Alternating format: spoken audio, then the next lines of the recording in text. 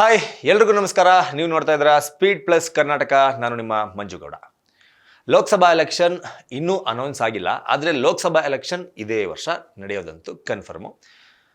June ಒಳಗಡೆನೆ Lok Sabha election complete ಆಗಿ ಮುಗಿದೋಗುತ್ತೆ. ಅಷ್ಟರಲ್ಲೇ ಚುನಾವಣಾ ಆಯೋಗ ಲೋಕಸಭಾ ಎಲೆಕ್ಷನನ್ನು ಅನೌನ್ಸ್ ಮಾಡುತ್ತೆ ಅನ್ನೋದು ಎಲ್ರಿಗೂ ಗೊತ್ತಿರುವಂಥ ವಿಚಾರ.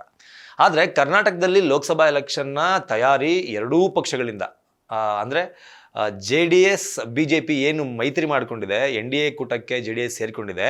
JDS ಪಕ್ಷ ಆಗಲಿ, BJP ಪಕ್ಷ ಆಗಲಿ, ಅದರ ಜೊತೆಗೆ ಕಾಂಗ್ರೆಸ್ ಪಕ್ಷ ಆಗಲಿ, ಈ ಎಲ್ಲ ಪಕ್ಷಗಳಿಂದ ಕರ್ನಾಟಕದಲ್ಲಿ ಲೋಕಸಭಾ ಚುನಾವಣಾ ತಯಾರಿ ಬಹಳ ಜೋರಾಗಿ ನಡೀತಾ ಇದೆ.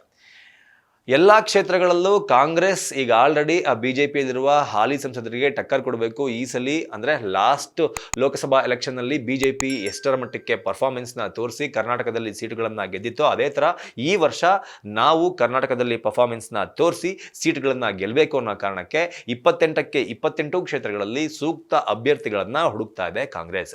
ಈಗ ಮೊನ್ನೆ ಟೈಮ್ಸ್ ನೌ ನಡೆಸಿದಂತಹ ಚುನಾವಣಾ ಪೂರ್ವ ಸಮೀಕ್ಷೆಯಲ್ಲಿ ಏನಂತ ಬಂದಿತ್ತು ಅಂತ ಹೇಳಿದ್ರೆ, ಕರ್ನಾಟಕದಲ್ಲಿ BJP 27ರಿಂದ 23 ಸ್ಥಾನ ತಗೊಳ್ಳುತ್ತೆ, ಅದರ ಜೊತೆಗೆ ಕಾಂಗ್ರೆಸ್ ಕೇವಲ 5 ಸ್ಥಾನಗಳನ್ನು ತಗೊಳ್ಳುತ್ತೆ ಅಂತ ಒಂದು ಸಮೀಕ್ಷೆ ಬಂದಿತ್ತು. ಈ ಸಮೀಕ್ಷೆಯಿಂದ ಕರ್ನಾಟಕ ಕಾಂಗ್ರೆಸ್ನಲ್ಲಿ ಸಿಕ್ಕಾಪಟ್ಟೆ ಸಂಚಲನ ಸೃಷ್ಟಿಯಾಗಿತ್ತು.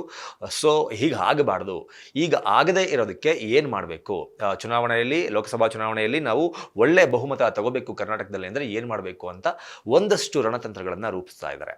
ಅದರಲ್ಲೂ ಎಲ್ಲ ಕ್ಷೇತ್ರಗಳಲ್ಲೂ ರಣತಂತ್ರವನ್ನು ರೂಪಿಸ್ತಾ ಇರುವಂತಹ ಈ ಸಂದರ್ಭದಲ್ಲಿ ಮೈಸೂರು ಕೊಡಗು ಕ್ಷೇತ್ರ ಸಿಕ್ಕಾಪಟ್ಟೆ ಪ್ರಾಮುಖ್ಯತೆಯನ್ನು ಪಡ್ಕೊಂಡಿತ್ತು. ಯಾಕಪ್ಪ ಅಂತ ಹೇಳಿದ್ರೆ, ಮೈಸೂರು ಕರ್ನಾಟಕ ರಾಜ್ಯದ ಮುಖ್ಯಮಂತ್ರಿ ಆಗಿರುವಂತಹ ಸಿದ್ದರಾಮಯ್ಯನವರ ತವರೂರು.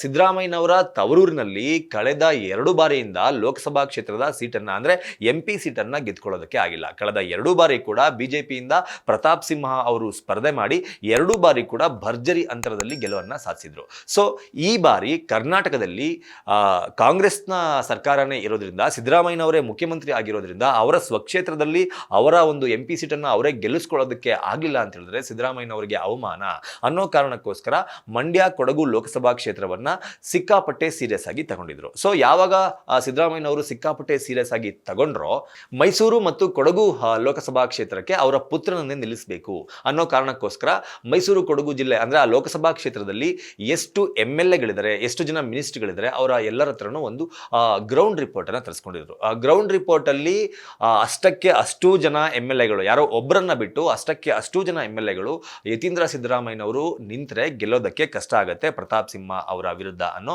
ಒಂದು ರಿಪೋರ್ಟ್ ಅನ್ನ ಕೊಟ್ಟಂತಹ ಕಾರಣ ಸಿದ್ದರಾಮಯ್ಯನವರಿಗೆ ಸಿಕ್ಕಾಪಟ್ಟೆ ತಲೆ ಕೆಟ್ಟೋಗಿತ್ತು. ಏನಪ್ಪ ಇದು ನನ್ನ ಕ್ಷೇತ್ರದಲ್ಲಿ ಹೆಂಗಾಗ್ತಿದೆ, ನನ್ನ ಮಗನ್ನ ನಿಲ್ಸಿದ್ರು ಕೂಡ ಗೆಲ್ಲಲ್ಲ ಅಂತ ರಿಪೋರ್ಟ್ ಬರ್ತಿದೆ, ಸೊ ಏನ್ ಮಾಡೋದು, ಹೆಂಗಾದ್ರೂ ಮಾಡಿ ಪ್ರತಾಪ್ ಸಿಂಹ ಅವ್ರನ್ನ ಸೋಲಿಸಲೇಬೇಕು ಅಂತ. ಅದರಲ್ಲೂ ಪ್ರತಾಪ್ ಸಿಂಹ ಅವರು ಸಿಕ್ಕಂತಹ ಪ್ರೆಸ್ ಮೀಟ್ಗಳಲ್ಲಿ ಯಾವಾಗೆಲ್ಲ ಅವಕಾಶ ಸಿಗುತ್ತೋ ಅವಾಗ ಸಿದ್ದರಾಮಯ್ಯನವ್ರ ಮೇಲೆ ಹರಿಹಾಯ್ದಿದೆ ಜಾಸ್ತಿ. ತಾಕತ್ತಿದ್ರೆ ನಮ್ಮನ್ನ ಸೋಲಿಸಿ ನೋಡೋಣ, ಹಿಂಗ್ ಮಾಡಿ ನೋಡೋಣ ಅಂದ್ರೆ ಪ್ರತಾಪ್ ಸಿಂಹ ಅವರು ಏನು ಚುನಾವಣೆಗೆ ರೆಡಿ ಆಗ್ತಿದ್ದಾರೆ, ಅವರ ಟ್ರ್ಯಾಕ್ ರೆಕಾರ್ಡ್ ಅಂದ್ರೆ ಕಳೆದ 10 ವರ್ಷದಲ್ಲಿ ಅವರು ಮೈಸೂರು ಕೊಡಗು ಜಿಲ್ಲೆಗೆ ಏನೆಲ್ಲ ತಂದಿದ್ದಾರೆ, ಮೈಸೂರು ಕೊಡಗು ಜಿಲ್ಲೆಯ ಜನತೆಗೆ ಏನೆಲ್ಲ ಮಾಡಿದ್ದಾರೆ, ಯಾವೆಲ್ಲ ಅಭಿವೃದ್ಧಿ ಕಾರ್ಯಗಳು ಅವರ ಅವಧಿಯಲ್ಲಿ ಆಗಿದೆ, ಈ ತರಹದ ಸಾಕಷ್ಟು ಟ್ರ್ಯಾಕ್ ರೆಕಾರ್ಡ್ಗಳನ್ನ ಇಟ್ಕೊಂಡು ಮುಂದೆ ಬರ್ತಾ ಇದ್ದಾರೆ. ಆದ್ರೆ ಕಾಂಗ್ರೆಸ್ನ ಬಳಿ ಹೇಳ್ಕೊಳ್ಳೋದಕ್ಕೆ ಕಳೆದ 10 ವರ್ಷದಿಂದ ಯಾವ ಟ್ರ್ಯಾಕ್ ರೆಕಾರ್ಡ್ ಕೂಡ ಇಲ್ಲ, ಯಾಕಂದ್ರೆ ಅವರು ಅಲ್ಲಿ ಅಧಿಕಾರದಲ್ಲೇ ಇರಲಿಲ್ಲ. ಹಾಗಾಗಿ ಕಾಂಗ್ರೆಸ್ ಪ್ರತಾಪ್ ಸಿಂಹ ಅವ್ರನ್ನ ಎದುರಿಸಬೇಕು ಅಂತ ಹೇಳಿದ್ರೆ ಒಬ್ಬ ಒಳ್ಳೆ ಕ್ಯಾಂಡಿಡೇಟ್ ಬೇಕು. ಒಳ್ಳೆ ಕ್ಯಾಂಡಿಡೇಟ್ನ ಹುಡುಕ್ತಾ ಇರುವಂತಹ ಸಂದರ್ಭದಲ್ಲಿ ಸಿದ್ದರಾಮಯ್ಯನವರು ಹಾಗೂ KPCC ಅಧ್ಯಕ್ಷರಾಗಿರುವಂತಹ DK ಶಿವಕುಮಾರ್ ಅವರಿಗೆ ಕಂಡಂತಹ ಹೆಸರು ಕನ್ನಡ ಚಿತ್ರರಂಗದ ನಟನ ಹೆಸರು. ಯಾರಪ್ಪ ಅದು ಅಂತ ಹೇಳಿದ್ರೆ ಡಾಲಿ ಧನಂಜಯ್. ಹೌದು, ಈಗ ಡಾಲಿ ಧನಂಜಯ್ ಅವರನ್ನ ಮೈಸೂರು ಕೊಡಗು ಕ್ಷೇತ್ರದಲ್ಲಿ ಪ್ರತಾಪ್ ಸಿಂಹ ಅವರ ವಿರುದ್ಧ ಕಾಂಗ್ರೆಸ್ನಿಂದ ಕಣಕ್ಕಿಳಿಸಬೇಕು, ಅವರಿಗೆ ಟಿಕೆಟ್ ಕೊಡಬೇಕು.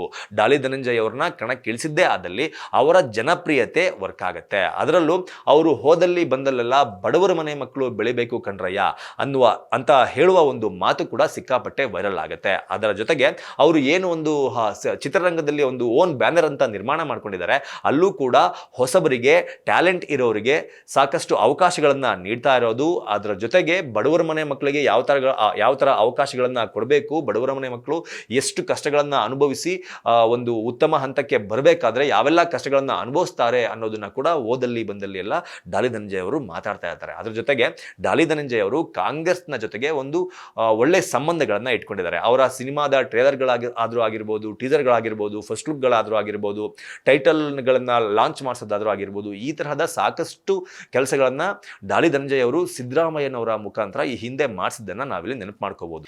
ಈ ಎಲ್ಲ ಕಾರಣಕ್ಕಾಗಿ ಡಾಲಿ ಧನಂಜಯ್ ಅವರು ಕಾಂಗ್ರೆಸ್ ಪಕ್ಷಕ್ಕೆ, ಅದರಲ್ಲೂ ಸಿದ್ದರಾಮಯ್ಯನವರಿಗೆ, ಡಿ ಕೆ ಶಿವಕುಮಾರ್ ಅವರಿಗೆ ಇಷ್ಟ ಆಗಿಬಿಟ್ಟಿದ್ದಾರೆ. ಪ್ರತಾಪ್ ಸಿಂಹ ಅವರನ್ನು ಮೈಸೂರು ಕೊಡಗು ಕ್ಷೇತ್ರದಲ್ಲಿ ಈ ಬಾರಿ ಕಟ್ಟಿ ಹಾಕಬೇಕು ಅಂತಂದರೆ, ಮೈಸೂರಿನಲ್ಲಿ ತನ್ನ ಸ್ವಕ್ಷೇತ್ರದಲ್ಲಿ MP ಸೀಟನ್ನು ಗೆಲ್ಲಿಸಿಕೊಂಡು ಸಿದ್ದರಾಮಯ್ಯನವರು ತಮ್ಮ ತಾಕತ್ತೇನು ಅಂತ ಪ್ರೂವ್ ಮಾಡ್ಕೋಬೇಕು ಅಂತಂದರೆ ಡಾಲಿ ಧನಂಜಯ್ ಕರೆಕ್ಟ್ ಆಗಿರೋ ಅಭ್ಯರ್ಥಿ ಅಂತ ಅವರ ತಲೆಗೆ ಬಂದಿದೆ. ಆದರೆ ಇದು ಇನ್ನೂ ಅಧಿಕೃತ ಆಗಿಲ್ಲ. ಡಾಲಿ ಧನಂಜಯ್ ಅವರಿಗೆ ಅಪ್ರೋಚ್ ಮಾಡಿದರೋ ಇಲ್ವೋ ಗೊತ್ತಿಲ್ಲ. ಡಾಲಿ ಧನಂಜಯ್ ಹೆಸರಂತೂ ಕಾಂಗ್ರೆಸ್ನ ಬತ್ತಳಿಕೆಯಲ್ಲಿ ಓಡಾಡ್ತಾ ಇರೋದಂತೂ ಸತ್ಯ. ಆದರೆ ಡಾಲಿ ಧನಂಜಯ್ ಅವರು ಇದಕ್ಕೆ ಒಪ್ಕೋತಾರಾ? ಮೈಸೂರಿನಲ್ಲಿ ಪ್ರತಾಪ್ ಸಿಂಹ ಅವರ ಮುಂದೆ ನಿಂತ್ಕೊಳ್ಳೋದಕ್ಕೆ ಪ್ರಯತ್ನ ಪಡ್ತಾರಾ? ಅದರಲ್ಲೂ ಪ್ರೆಸೆಂಟು ದೇಶದಲ್ಲಿ ಮೋದಿ ಅಲೆ ಇರುವಂತಹ ಸಂದರ್ಭದಲ್ಲಿ, ಎಲ್ಲರೂ ಮೋದಿ ಹೆಸರು ಹೇಳ್ಕೊಂಡು ಎಲೆಕ್ಷನ್ಗೆ ಹೋಗ್ತಾ ಇರುವಂತಹ ಸಂದರ್ಭದಲ್ಲಿ ಪ್ರತಾಪ್ ಸಿಂಹ ಅವರು ಮೋದಿ ಅಲೆಯ ಜೊತೆಗೆ ಅವರ 10 ವರ್ಷದ ಟ್ರ್ಯಾಕ್ ರೆಕಾರ್ಡನ್ನು ಇಟ್ಟುಕೊಂಡು ಎಲೆಕ್ಷನ್ಗೆ ಹೋಗ್ತಾ ಇರುವಂತಹ ಸಂದರ್ಭದಲ್ಲಿ ಡಾಲಿ ಧನಂಜಯ್ ಅವರು ಏನಾದರೂ ಪ್ರತಾಪ್ ಸಿಂಹ ಅವರ ವಿರುದ್ಧ ನಿಂತರೆ ಗೆಲುವು ಈಸಿ ಇದೆಯಾ, ಗೆಲ್ಲಬಹುದಾ? ಇದೆಲ್ಲದಕ್ಕೂ ಸದ್ಯದಲ್ಲೇ ಉತ್ತರ ಸಿಗುತ್ತೆ ಅಂತ ಹೇಳ್ತಾ ಈ ವಿಡಿಯೋನ ಮುಗಿಸ್ತಾ ಇದ್ದೀನಿ. ನಮಸ್ಕಾರ. Speed plus Karnataka.